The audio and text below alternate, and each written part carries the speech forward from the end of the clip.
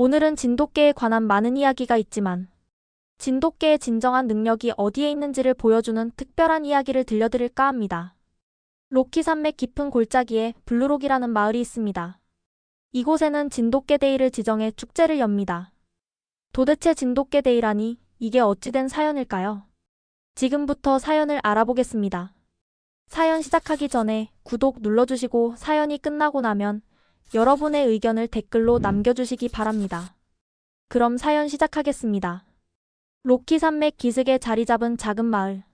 블루록은 하늘과 맞닿은 듯한 웅장한 산맥과 끝없이 펼쳐진 초원이 어우러진 아름다운 곳이었습니다. 마을의 이름은 산자락을 따라 늘어선 푸른빛 바위들에서 유래했는데 해가 뜨고 지는 방향에 따라 바위들이 보여주는 청록색 빛깔이 마치 살아있는 것처럼 변화무쌍했습니다.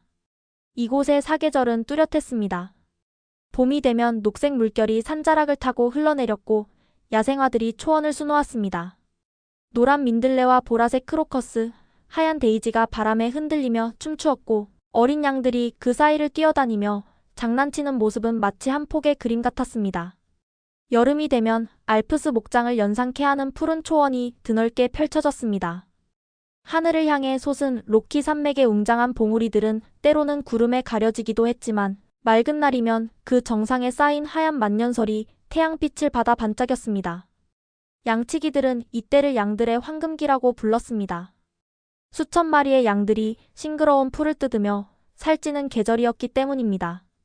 가을이 찾아오면 초원은 황금빛으로 물들었고 산자락의 단풍은 붉은 불길처럼 타올랐습니다. 선선한 바람이 불어오면 양들의 털이 한층 더 부드럽고 풍성해졌고 마을 사람들은 양털 깎기를 시작했습니다. 이때 모인 양털은 마을의 중요한 수입원이 되었고 특히 블루록의 양털은 그 품질을 인정받아 주변 도시에서 높은 가격에 거래되었습니다. 겨울이 되면 하얀 눈이 마을을 포근히 감쌌습니다. 양들은 따뜻한 축사로 들어갔고 마을 사람들은 모닥불가에 모여 앉아 이야기를 나누었습니다. 때로는 매서운 눈보라가 몰아치기도 했지만 단단한 통나무로 지은 집들은 추위를 막아주기에 충분했습니다. 블루록의 주민들은 대부분 목축업에 종사했습니다. 그들은 대대로 양을 키우며 자연과 조화를 이루는 삶을 살아왔습니다. 마을에는 약 50가구가 살고 있었는데 각 가정은 적게는 수십 마리에서 많게는 수백 마리의 양을 보유하고 있었습니다.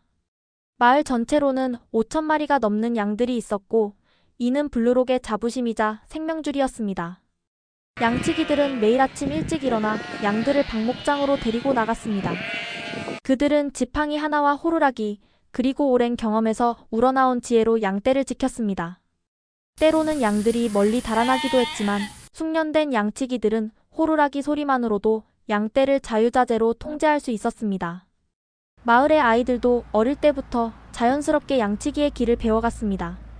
그들은 부모를 따라다니며 양들의 습성을 익히고 계절에 따라 달라지는 날씨와 풀의 상태를 읽는 법을 배웠습니다.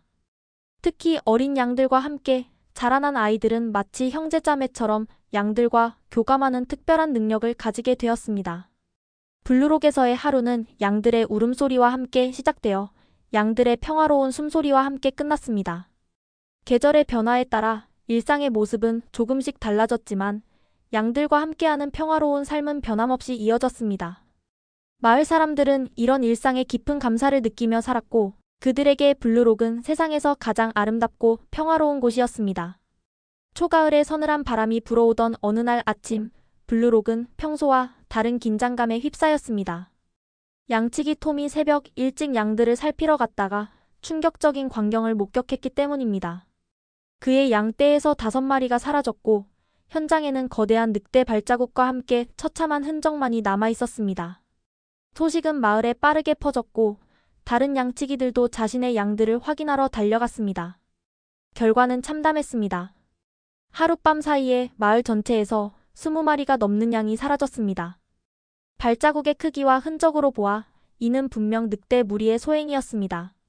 그것도 평소에 보던 늑대들과는 차원이 다른 훨씬 더 크고 강한 늑대들이었습니다. 마을 회관에 모인 주민들의 표정은 무거웠습니다.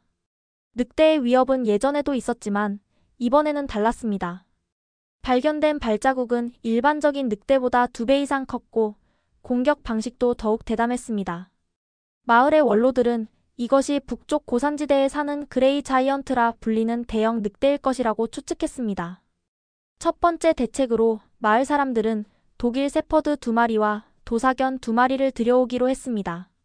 세퍼드는 훈련이 잘 되어 있었고 도사견은 그 힘과 용맹함을 당할 게가 없었습니다. 주민들은 이 4마리의 개들이 늑대 위협으로부터 마을을 지켜줄 것이라 기대했습니다. 그러나 현실은 기대와 달랐습니다. 처음에 세퍼드들은 영리함을 발휘해 양떼를 잘 통제했고 도사견들은 그들의 위풍당당한 모습으로 마을 사람들에게 안도감을 주었습니다. 하지만 늑대들이 다시 나타났을 때 상황은 완전히 달라졌습니다. 깊어가는 가을밤 늑대들이 다시 마을을 습격했습니다. 세퍼드와 도사견들은 처음에는 용감하게 지저대며 맞섰습니다. 하지만 늑대들이 이빨을 드러내며 으르렁거리자 그들의 용기는 순식간에 사그라들었습니다. 세퍼드들은 늑대의 위협적인 눈빛에 지레껍을 먹고 뒷걸음질 쳤고 도사견들은 늑대의 거대한 체구 앞에서 꼬리를 말고 도망쳐버렸습니다. 그날 밤 마을은 또다시 10마리가 넘는 양을 잃었습니다. 믿었던 파수꾼들의 실패는 마을 사람들에게 큰 충격을 주었습니다. 주민들은 다시 한번 깊은 고민에 빠졌습니다. 이대로는 안 된다는 것을 모두가 알고 있었지만 다음 대책을 마련하기가 쉽지 않았습니다. 늑대들의 위협은 날이 갈수록 심각해졌고 마을 사람들의 불안감도 커져갔습니다. 양들은 밤만 되면 불안에 떨었고 양치기들도 더 이상 양들을 자유롭게 방목할 수 없게 되었습니다. 블루록의 평화로운 일상이 송두리째 흔들리기 시작한 것입니다. 깊어가는 고민 속에서 마을의 젊은 양치기 마이크가 조심스럽게 손을 들었습니다. 그는 평소 과묵한 성격이었지만 이날만큼은 달랐습니다. 제가 한 가지 제안을 하고 싶습니다. 마이크의 목소리에는 평소에 없던 확신이 담겨 있었습니다. 마이크는 젊은 시절 배낭여행으로 한국을 방문했던 경험을 이야기했습니다. 지리산 자락의 한 마을에 머무는 동안 그는 특별한 개들을 만났다고 했습니다. 그들은 진돗개였습니다. 체구는 크지 않았지만 놀라운 용기와 지혜를 가진 개들이었죠. 한국 사람들은 진돗개가 예전에 호랑이 사냥에도 참여했다고 했습니다. 마을 사람들은 반신반의하는 표정이었습니다. 호랑이라는 말에 몇몇은 코웃음을 치기도 했습니다. 하지만 마이크는 계속해서 진돗개의 이야기를 들려주었습니다. 영리함과 충성심, 뛰어난 협동성과 사냥 능력까지 그가 직접 목격한 진돗개의 특성을 하나하나 설명했습니다. 특히 그는 진돗개들이 무리를 지어 사냥하는 모습을 강조했습니다. 그들은 마치 잘 훈련된 군인들처럼 움직였습니다. 서로를 완벽하게 믿고 의지하면서 커다란 멧돼지도 어렵지 않게 제압했죠. 크기가 아니라 전략과 협동심으로 승부하는 개들이었습니다. 마을의 원로인 존 아저씨가 깊은 생각에 잠겼습니다. 하지만 그 개들을 어떻게 구한단 말인가? 이 질문에 마이크는 토론토의 한인 교민회를 떠올렸습니다. 그는 한국 여행 중 알게 된 친구를 통해 교민회에 연락을 취했고 다행히도 긍정적인 답변을 받을 수 있었습니다. 한인 교민회는 진돗개의 특성과 훈련법에 대한 자세한 정보를 제공했고 캐나다에서 진돗개를 키우고 있는 가정들을 소개해 주었습니다. 그 중에서 토론토에 사는 김 할아버지가 특별한 관심을 보였습니다. 그는 오랫동안 진돗개를 키워온 분이었고 마침 2마리의 진돗개가 있었습니다. 김 할아버지는 처음에는 진돗개를 내어주기를 망설였습니다. 그에게 진돗개들은 가족이나 다름없었기 때문입니다. 하지만 블루록 마을의 절박한 사정을 듣고 마침내 마음을 열었습니다. 진돗개는 일할 때가 가장 행복한 개들입니다. 그들의 진정한 가치를 알아봐주는 곳이라면. 이렇게 해서 한라와 백두라는 이름의 진돗개 남매가 블루록 마을에 오게 되었습니다. 한라는 암컷으로 2살이었고 백두는 수컷으로 3살이었습니다. 2마리 모두 태어날 때부터 함께 자란 친남매였습니다. 김 할아버지는 이들을 보내며 마지막으로 당부했습니다. 이 아이들은 특별한 개들입니다. 그들의 마음을 얻으면 목숨까지도 바칠 만큼 충성스러운 친구가 될 것입니다. 마을 사람들은 기대와 걱정이 뒤섞인 마음으로 진돗개들을 맞이했습니다. 그들의 작은 체구를 보고 실망한 사람들도 있었지만 한라와 백두의 맑은 눈빛에서 뭔가 다른 것을 발견한 사람들도 있었습니다. 이제 블루록 마을의 운명은 이 작은 개들의 어깨에 달려 있었습니다. 블루록 마을에 도착한 첫날, 한라와 백두는 조용히 주변을 살폈습니다. 그들의 작은 체구를 본 마을 사람들은 실망감을 감추지 못했습니다. 특히 세퍼드와 도사견들을 관리하던 데이빗은 고개를 절레절레 흔들었습니다. 저런 작은 개들이 대체 무슨 일을 할 수 있다는 건가요? 세퍼드들과 도사견들의 반응은 더욱 노골적이었습니다. 도사견들은 위협적으로 으르렁거리며 진돗개들을 압박했고, 세퍼드들은 거만한 태도로 그들을 무시했습니다. 한라와 백두는 이런 상황에서도 평온한 모습을 유지했습니다. 그들은 마치 오랜 경험에서 우러나오는 여유로움을 가진 듯 했습니다. 변화는 아침 일찍 시작되었습니다. 양들을 풀밭으로 이동시키는 시간, 도사견 중 한 마리가 갑자기 한라를 향해 달려들었습니다. 그동안 쌓였던 무시와 적대감이 폭발한 것입니다. 하지만 그 순간 아무도 예상치 못한 일이 벌어졌습니다. 백두가 번개 같은 속도로 움직였습니다. 그의 몸놀림은 마치 물 흐르듯 자연스러웠고 정확했습니다. 도사견의 거친 돌진을 피하면서 동시에 상대의 급소를 공략하는 모습은 마치 무술 고수와도 같았습니다. 순식간에 도사견은 땅바닥에 쓰러졌고 백두는 그의 목덜미를 물고 있었습니다. 다른 도사견이 동료를 돕기 위해 달려들었지만 이번에는 한라가 나섰습니다. 한라의 전술은 더욱 놀라웠습니다. 그녀는 직접적인 대결을 피하면서 도사견을 지치게 만들었고 결정적인 순간에 정확한 공격으로 상대를 제압했습니다. 이 광경을 지켜보던 세퍼드들은 처음에는 동요하는 기색 없이 상황을 관망했습니다. 하지만 진돗개들의 탁월한 기량을 목격한 후 그들의 태도도 서서히 변화하기 시작했습니다. 특히 한라가 보여준 전술적 지혜와 백두의 대담한 용기는 세퍼드들의 존경심마저 불러일으켰습니다. 승부는 순식간에 끝났습니다. 도사견들은 땅바닥에 엎드려 항복의 자세를 취했고 세퍼드들은 경의를 표하듯 고개를 숙였습니다. 한라와 백두는 승리 후에도 불필요한 과시나 위협적인 행동을 하지 않았습니다. 대신 그들은 쓰러진 도사견들을 일으켜 세우고 부상을 확인하는 자상함을 보였습니다. 이 사건 이후 마을의 모든 개들 사이에서 미묘한 균형이 형성되었습니다. 한라와 백두는 자연스럽게 리더의 위치에 올랐고 다른 개들은 기꺼이 그들을 따르기 시작했습니다. 그들이 움직이는 방향으로 세퍼드들과 도사견들도 따라갔고 마치 오랫동안 함께 해온 동료처럼 호흡이 맞아갔습니다. 마을 사람들은 이 변화를 신기한 눈으로 지켜보았습니다. 특히 데이빗은 자신의 첫인상을 부끄럽게 여기며 말했습니다. 진정한 리더십은 체구나 힘이 아닌 지혜와 용기에서 나오는 것이었군요. 첫 서리가 내린 깊은 가을밤이었습니다. 달빛이 구름에 가려 유난히 어두웠고 차가운 바람이 로키 산맥 사이로 휘몰아쳤습니다. 한라가 갑자기 귀를 쫑긋 세우며 먼 산등성이를 바라보았습니다. 바람 소리에 섞여 들려오는 희미한 울음소리, 늑대들이 움직이기 시작한 것입니다. 백두도 곧 이를 감지했습니다. 그는 즉시 다른 개들을 향해 낮은 신호음을 보냈고 세퍼드와 도사견들은 순식간에 그의 주위로 모여들었습니다. 이제 그들은 하나의 팀이었습니다. 한라와 백두의 뒤를 따라 움직이는 것이 본능이 되어 있었습니다. 늑대들의 움직임은 이전과 달랐습니다. 그들은 더 이상 은밀히 접근하지 않았고 당당히 모습을 드러냈습니다. 달빛에 비친 늑대들의 눈이 차갑게 빛났고 그들의 거대한 체구는 이전보다 더욱 위협적으로 보였습니다. 우리의 선두에 선 늑대는 일반 늑대의 2배는 되어 보이는 거대한 크기였습니다. 양들이 불안에 떨며 몰려있는 가운데 한라와 백두는 침착하게 상황을 분석했습니다. 한라는 높은 곳에 올라 전체적인 지형을 살폈고 백두는 다른 개들의 위치를 조정했습니다. 그들은 본능적으로 최적의 방어 진영을 만들어내고 있었습니다. 늑대 무리의 수는 모두 8마리. 그들은 세 방향으로 나뉘어 양떼를 포위하기 시작했습니다. 하지만 이것은 한라가 이미 예상한 움직임이었습니다. 그녀는 재빨리 세퍼드들을 양떼의 후방으로 보냈고 도사견들은 백두와 함께 정면을 지켰습니다.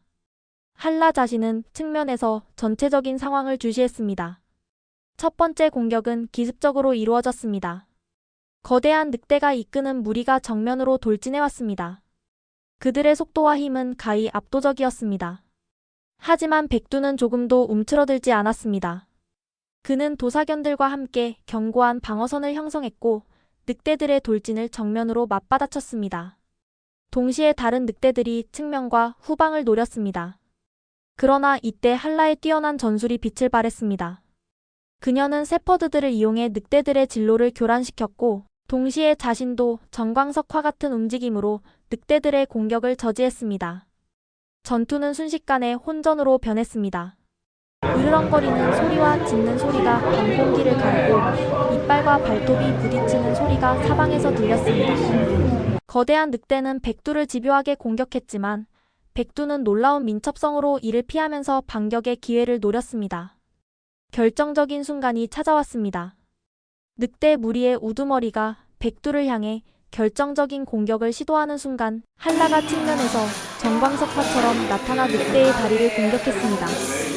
균형을 잃은 늑대를 향해 백두가 달려들었고 도사견들도 이 기회를 놓치지 않았습니다. 우두머리 늑대가 쓰러지자 다른 늑대들의 사기도 급격히 떨어졌습니다. 세퍼드들은 이 기회를 놓치지 않고 후방에서 압박을 가했고 마침내 늑대들은 퇴각하기 시작했습니다.